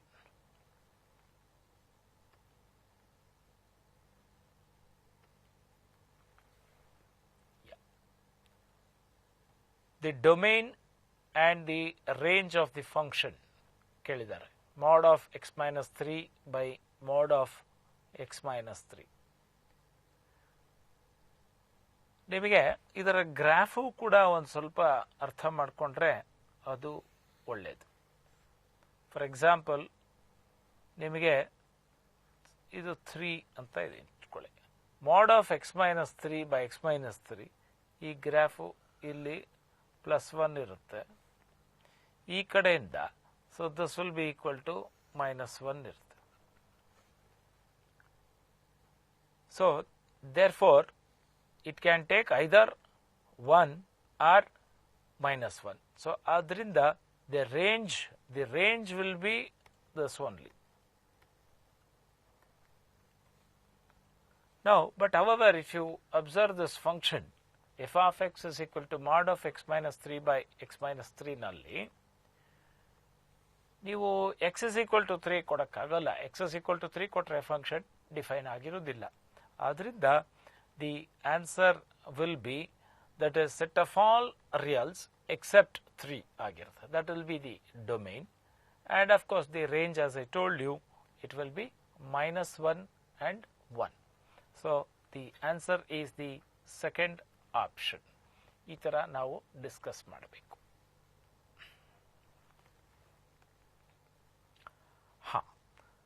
33rd question ನೋಡಿ. The domain of the function f of x is equal to 1 by square root of x plus greatest integer function x. Still, where all it will be equal to 0 ಅದನ್ನ ನೋಡಬೇಕು. ಈ greatest integer function ಇಲ್ಲಿ ನೋಡಿ, ಇಲ್ಲಿ x plus this, ನೀವು ಎಕ್ಸ್ಗೆ negative ವ್ಯಾಲ್ಯೂಸ್ಗಳು ಕೊಟ್ಬಿಟ್ರೆ root of negative number ಬಂದರೆ ಅವಾಗ ಏನಾಗುತ್ತೆ, the function root of negative number not defined, ಅದರಿಂದ ಫಂಕ್ಷನ್ ಡಿಫೈನ್ ಆಗಿರೋದಿಲ್ಲ. Next, if you take x is equal to 0 ತಗೊಂಡ್ರೆ ನಿಮಗೆ again f of x will not be defined. ಡಿನಾಮಿನೇಟರ್ನಲ್ಲಿ ಏನಾಗುತ್ತೆ, 0 plus greatest integer function of 0 is again 0. So this will be defined only when x is a positive real number. So adrinda r plus is the right answer.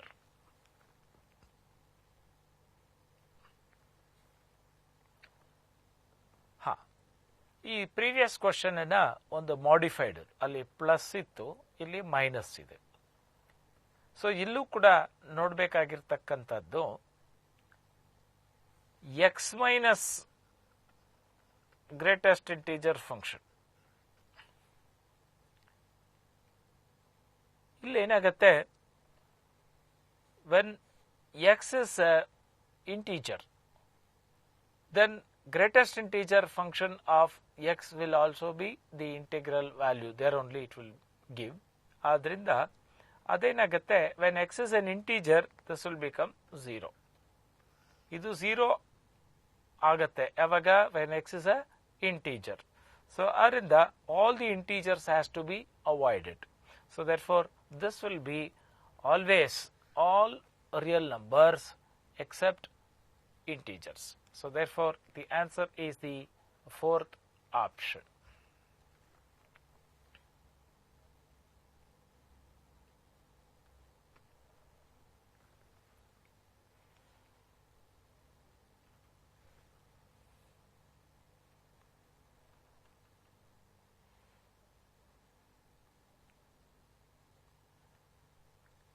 I think this 35th question is again same as illu kuda.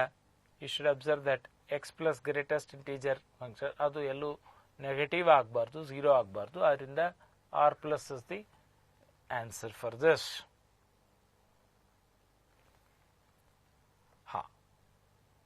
This is something problem which we need to work it out on the board.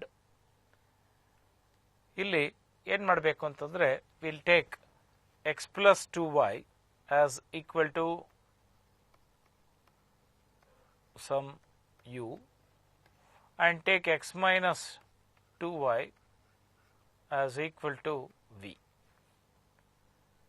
So from this you can just get that x will be equal to u plus v by 2 ಬರುತ್ತೆ. What about y ಅಂದಾಗ? So that is u minus v by 4 will be equal to y ಬರುತ್ತೆ. ಅವಾಗ ಏನಾಗುತ್ತೆ, this will be f of u comma v. This will become equal to u plus v by 2 into u minus v by 4 ಅಂತ ಆಗುತ್ತೆ. f of u comma v will become u plus v by 2 by u minus v by 4 ಆಗುತ್ತೆ. So this will become u square minus v square by 8 ಆಗುತ್ತೆ. f of u comma v is equal to u square minus v square by 8. u ಬದಲು x ಹಾಕ್ಕೊಳ್ಳಿ, ಅಂದರೆ just the change of symbol ಅಷ್ಟೇ. v ಬದಲು y ಹಾಕ್ಕೊಳ್ಳಿ. ಅವಾಗ ಏನಾಗುತ್ತೆ, ಇಲ್ಲಿ x square minus y square by 8 ಆಗಿಬಿಡುತ್ತೆ. ಆದ್ರಿಂದ the answer will be the first option.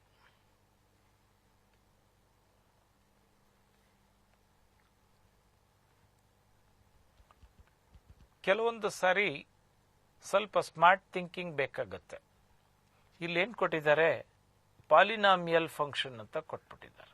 F of x ಅನ್ನೋದು ಪಾಲಿನಾಮಿಯಲ್ ಅಂತ ಕೊಟ್ಟಿದ್ದಾರೆ. ಇಲ್ಲಿ f of x into f of 1 by x is f of x plus f of 1 by x ಅಂತ ಕೊಟ್ಟಿದ್ದಾರೆ. ಇದನ್ನು ಆಮೇಲೆ ನೋಡೋಣ. You come to this, that is f of 10 is equal to, ನಿಮಗೆ ದಿಸ್ ಇಸ್ 1001 ಅಂತ ಕೊಟ್ಟಿದ್ದಾರೆ. ನೋಡಿದ ತಕ್ಷಣ ಅನ್ಸ್ಬಿಡುತ್ತೆ, is it not equal to 10 cube plus 1 ಅಂತಂದ್ರೆ ಹೌದು ಅನ್ಸುತ್ತೆ. ಹಾಗಾದ್ರೆ that means f of X is equal to x cube plus 1 ಅಂತ ನಿಮಗೆ ಹೊಳಿಬೇಕು. ಸ್ವಲ್ಪ ಸ್ಮಾರ್ಟ್ ಥಿಂಕಿಂಗ್ ಬೇಕಾಗತ್ತೆ. ಇಲ್ಲಿ ಈ f of X is equal to x cube plus 1 ಅನ್ನೋದು ನಾವಿಲ್ಲೇನು ವೆರಿಫೈ ಮಾಡೋಂಥ ನೆಸೆಸಿಟಿ ಇಲ್ಲ, ಆದ್ರೂ ನೋಡ್ಕೊಳಿಬೇಕು ಅಂದ್ರೆ ಈ ಕಂಡೀಷನ್ನ ಕೂಡ ಸ್ಯಾಟಿಸ್ಫೈ ಆಗತ್ತೆ. ಸೊ ನನಗೆ ಎಫ್ ಆಫ್ ಎಕ್ಸ್ ಡೈರೆಕ್ಟ್ ಆಗಿ X cube plus 1 ಸಿಕ್ಕಿರೋದ್ರಿಂದ I can directly find out what is your f of, ಅಲ್ಲೇನೋ ಪ್ರಿಂಟಿಂಗ್ ಮಿಸ್ಟೇಕ್ ಆಗಿದೆ ಅನ್ಸುತ್ತೆ.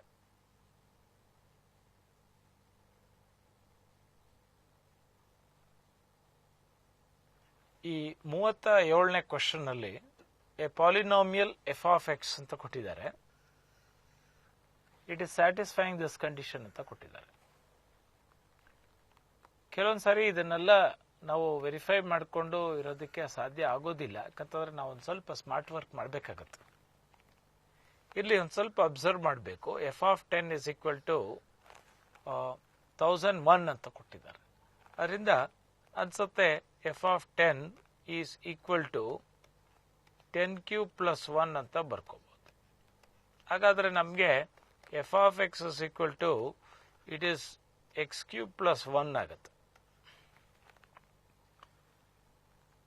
ಇದನ್ನ ನಾವು ವೆರಿಫೈ ಮಾಡೋದಂತ ನೆಸೆಸಿಟಿ ಇಲ್ಲ ಇಲ್ಲಿ. ಆದ್ದರಿಂದ ನಾವು ಡೈರೆಕ್ಟ್ ಆಗಿ ಎಫ್ ಆಫ್ 20 ಹಾಕೋಬಹುದು. So f of 20 you will get this as 20³ plus 1. So that answer will be that option 3 ಆಗೋಗುತ್ತೆ.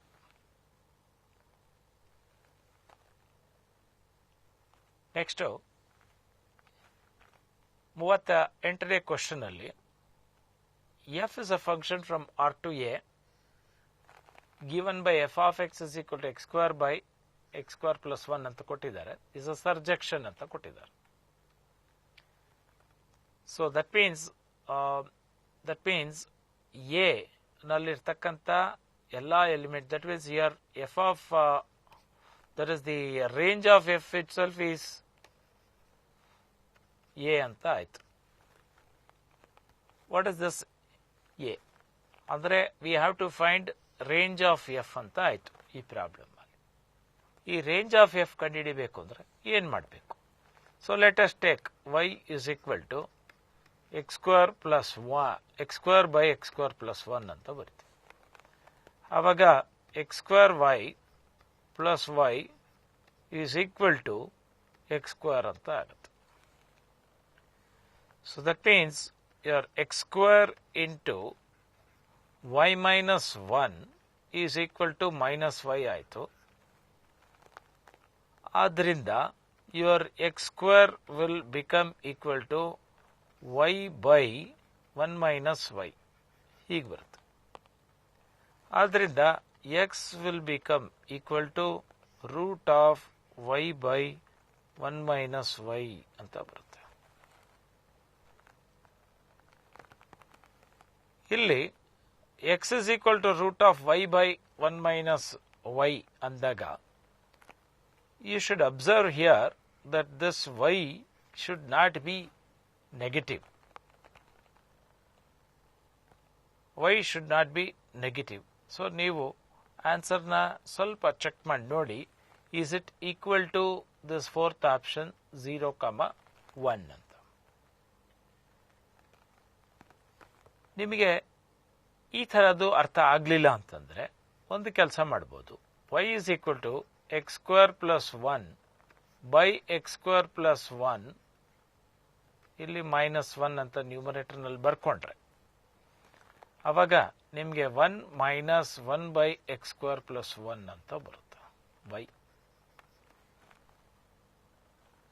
x can be any real number ಆಗಿರೋದ್ರಿಂದ x 0 ಆದಾಗ y will become equal to 0. But x ಏನೇ real number ಕೊಟ್ಟರೂ ಕೂಡ so 1 by x square plus 1 minus 1 by x square plus 1 will be less than 1 only. ಅಂದ್ರೆ y equal to 1 minus 1 by x square plus 1 ಇದೆ.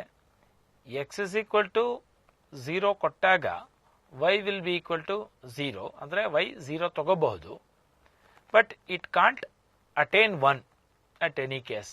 ಆದ್ರಿಂದ ಇದು ಯಾವಾಗಲೂ 1 minus 1 by x square plus 1 minus something, some positive quantity which is less than 1 ಆಗಿರೋದ್ರಿಂದ, so that means y always lies between these two values. So therefore the range of this function is, that is 0, 1, that is it can be equal to 0 but strictly less than 1. So ಈ ಥರ ಒಂದು ಕೆಲವೊಂದು ಪ್ರಾಬ್ಲಮ್ಸ್ಗಳು ಒಂದು ಸ್ವಲ್ಪ ಈ range ಕಂಡುಹಿಡಿಯೋದು ಎಲ್ಲ ಸ್ವಲ್ಪ important ಆಗಿ ಇರುತ್ತೆ.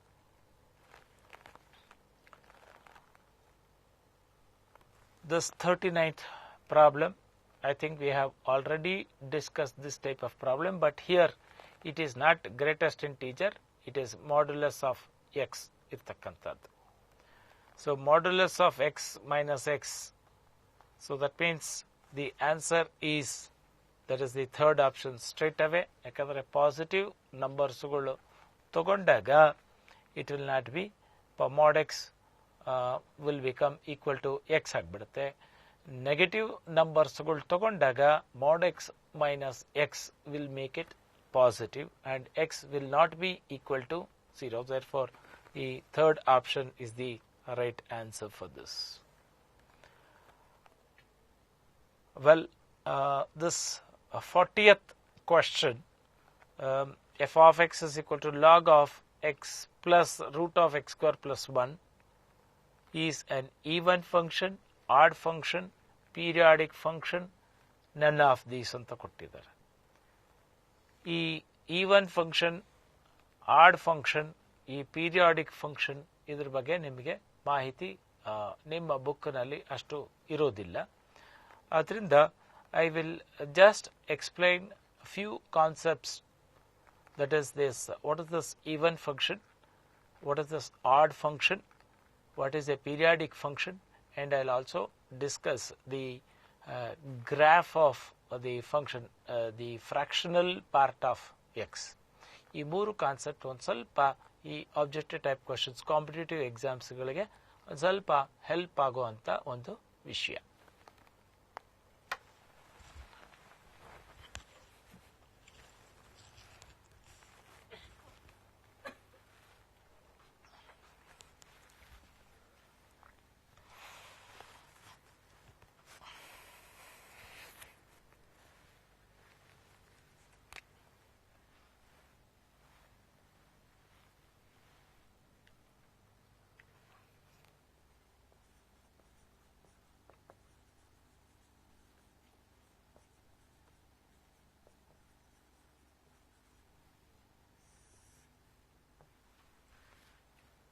ಫ್ರಾಕ್ಷನಲ್ ಪಾರ್ಟ್ ಆಫ್ ಎಕ್ಸ್ ಅಂತ, ಈ ಫ್ರಾಕ್ಷನಲ್ ಪಾರ್ಟ್ ಆಫ್ ಎಕ್ಸ್ಗೆ ಈ ನೊಟೇಷನ್ನ ಯೂಸ್ ಮಾಡ್ತಾರೆ. ಈ ಫ್ರಾಕ್ಷನಲ್ ಪಾರ್ಟ್ ಆಫ್ ಎಕ್ಸ್ ಬಂದು it is x minus greatest integer function, ಈ ಥರ ಬರೀತೀವಿ. ಇವಾಗ for example I will give you what is this fractional part of 1.2 ಅಂತ ಕೇಳಿದಾಗ ನಾವೇನು ಮಾಡ್ತೀವಿ, ಇದನ್ನ 1.2 ಮೈನಸ್ ದಿಸ್ 1.2 ಗ್ರೇಟೆಸ್ಟ್ ಇಂಟೀಜರ್. ಅವಾಗ ಇದೇನಾಗುತ್ತೆ, 1.2 ಮೈನಸ್ ಈ greatest integer value of 1.2 is 1, so your answer becomes equal to 0.2 ಬರುತ್ತೆ. Next greatest integer of for example -3.7 ಅಂತ ಕೊಡ್ತೀನಿ ಅಂತ ಇಟ್ಕೊಳ್ಳಿ. ಅವಾಗೇನಾಗತ್ತೆ, this will be -3.7 minus the greatest integer value of this -3.7. This will be -3.7 minus, ಈಗ -3.7 ಅದಕ್ಕೆ greatest integer value confuse ಆಗಬೇಡಿ, this will be equal to -4, don't take it as 3. ಅವಾಗೇನಾಗತ್ತೆ, this will become 4 minus 3.7, this will become equal to 0.3. So ಇದರಿಂದ ನೀವು ಅರ್ಥ ಮಾಡ್ಕೋಬೇಕಾಗಿರೋದು ಇಷ್ಟೇ. For example, if I give what is this fractional part of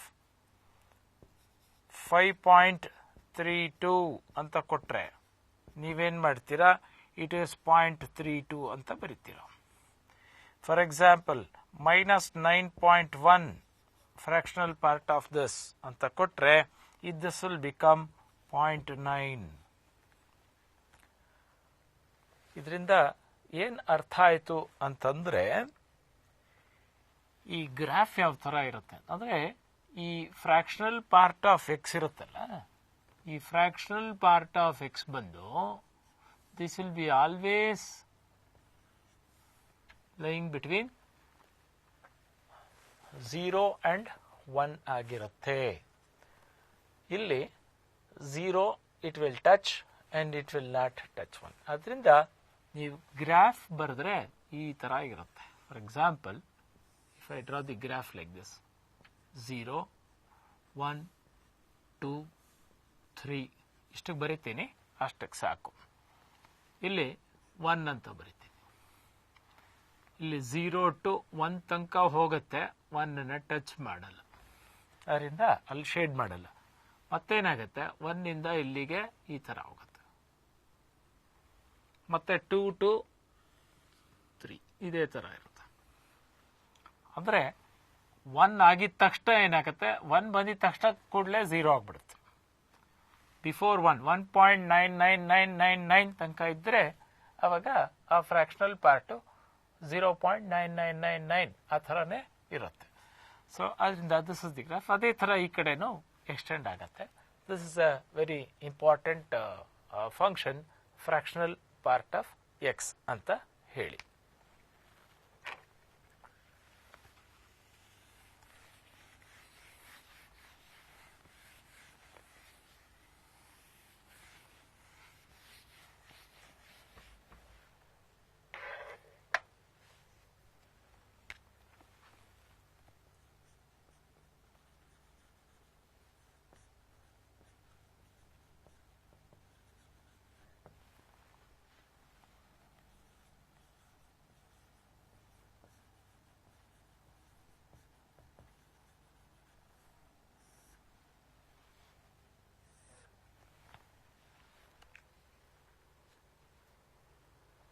even function, add function ಅಂತಂಥದ್ದು ಇದು ಒಂದು ಸ್ವಲ್ಪ important concept.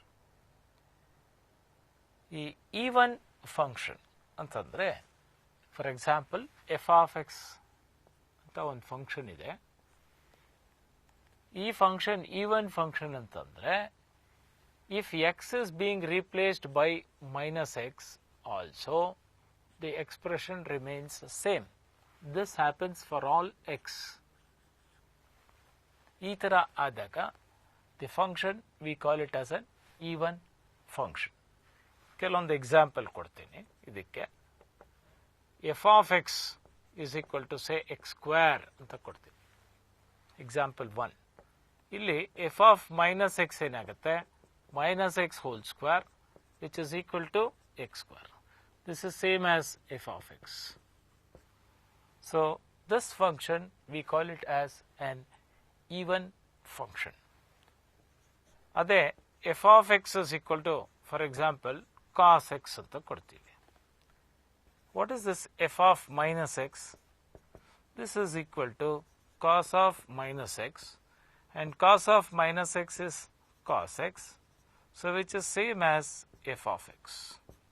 So ಹಾಗಾಗಿ ಈ ಫಂಕ್ಷನ್ ಎಕ್ಸ್ ಸ್ಕ್ವೇರ್ ಆಗಲಿ cos x, these are some of the examples of this even function. Now similarly let me go to this odd function.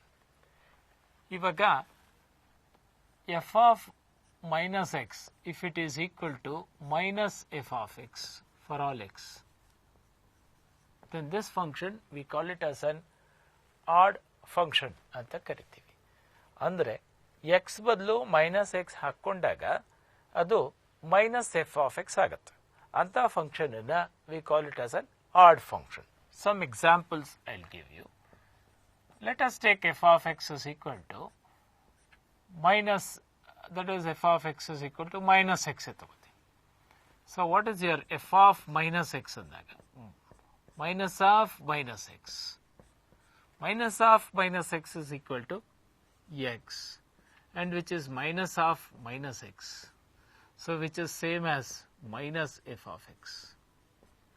For example, I'll give you f of x is equal to x cube anta itkoli. What is f of -x? -x whole cube. which is equal to minus x cube, which is equal to minus f of x. So this is an odd function. For example, if I take f of x is equal to say x square into sin x.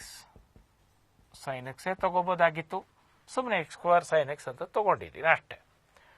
ಇವಾಗ f of minus x is equal to minus x whole square into sin of minus x. So this will become x square into minus sin x.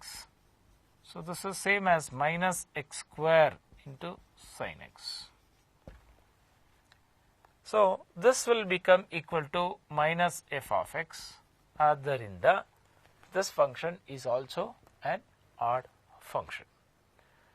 So you should remember odd function even function ಅನ್ನೋದು ನಮಗೆ ಕ್ಯಾಲ್ಕುಲಸ್ನಲ್ಲಿ ಕೂಡ ಕೆಲವೊಂದು ಕಡೆ ತುಂಬ use ಆಗುತ್ತೆ.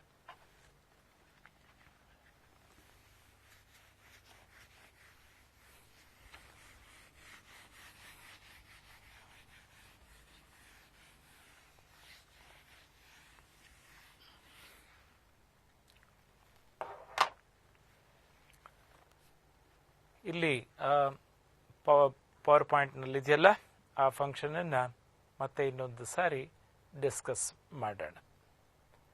ಇಲ್ಲಿ f of X is equal to log of x plus root of x square plus 1 ಅಂತ ಕೊಟ್ಟಿದ್ದಾರೆ.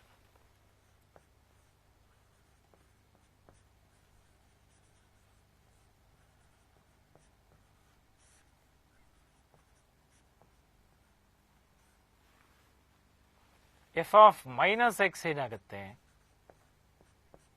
Log of minus x plus ಇಲ್ಲಿ minus x whole square plus 1, ಅದರಿಂದ ಎಕ್ಸ್ ಸ್ಕ್ವೇರ್ ಪ್ಲಸ್ 1 ಅಂತ ಬರುತ್ತೆ.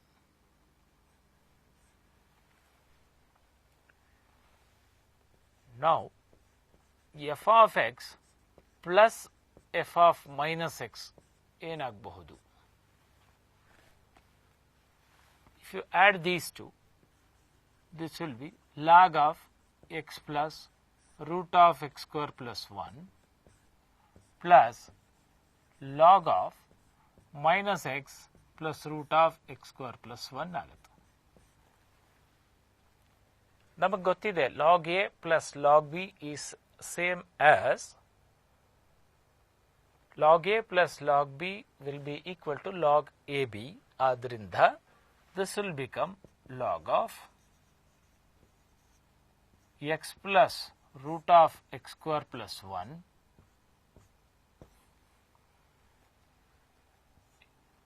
into minus x plus root of x square plus 1 ಆಗುತ್ತೆ.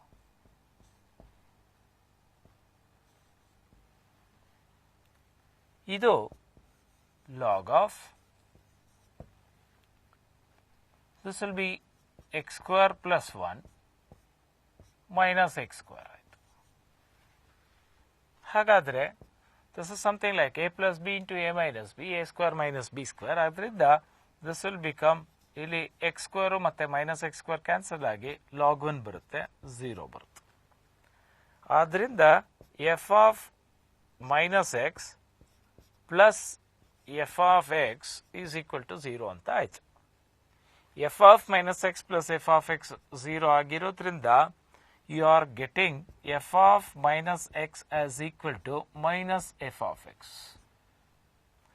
So f of minus x is equal to minus f of x ಆಗಿರೋದ್ರಿಂದ this function is an odd function.